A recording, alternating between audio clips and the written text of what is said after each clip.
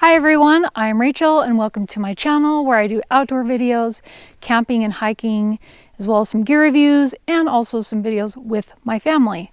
This video is the introduction to my daily vlog series, Living in My Car. That is right. This all started back in January of this year, and to find out how long I lived in my car, you will have to stay tuned for the videos. To give you a little bit of information on myself and situation, I live and work full-time in the DMV, also known as DC, Maryland, and Virginia. If any of you are familiar with the area, you will know that the cost of living is expensive.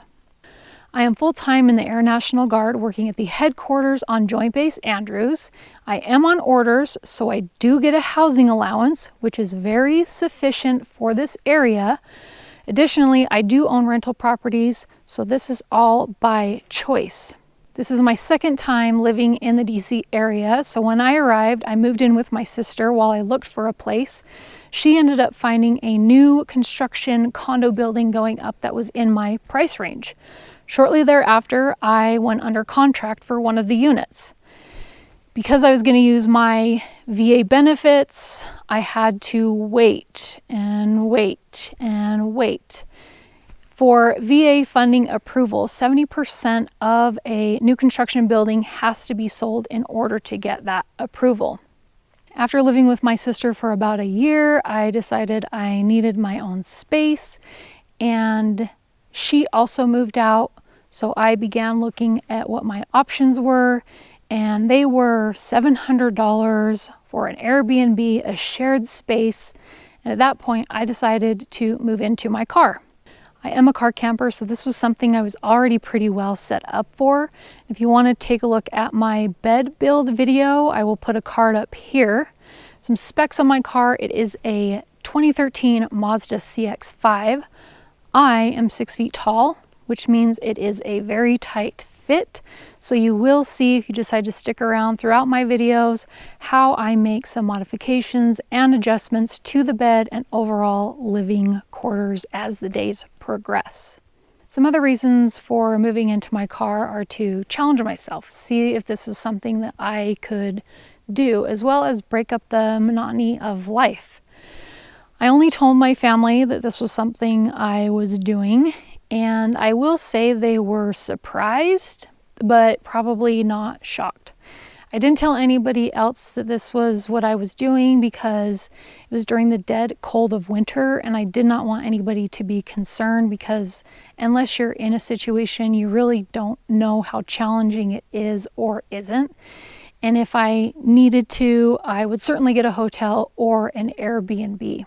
When deciding to move into my vehicle, I definitely had some questions, one of which was the housing allowance and if there was specific criteria on how I had to spend that. And after a thorough search, searching as much as I could, I came across the Defense Travel Management Office, who determines the housing rates. So for any other military members, just to relay this accurately, on the website, the Defense Travel Management website, they are asked what civilian housing standards are used to determine rates. And they say that they are income-based minimum housing standards that are used to establish a link between housing cost and pay grade. Of course, members are not limited to the standard and are free to choose where and how they will live. I repeat, members are not limited to the standard and are free to choose where and how they will live. Actual member choices do not influence the rate calculation. So I will put a link to that in the description.